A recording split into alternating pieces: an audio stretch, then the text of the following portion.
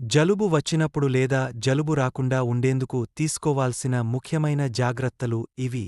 శరీరానికి తగినంత విశ్రాంతి ఇవ్వాలి, నిద్ర బాగా పడాలి. ఎక్కువగా అలసట పనులు చేయకుండా ఉండాలి.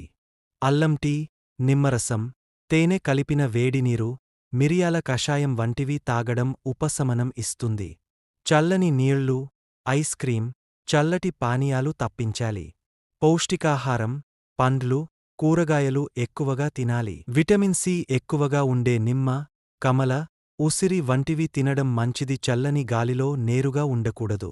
బయటకు వెళ్ళేప్పుడు మాస్క్ లేదా రుమాలు కప్పుకోవాలి. చేతులు తరచుగా సబ్బుతో కడుక్కోవాలి.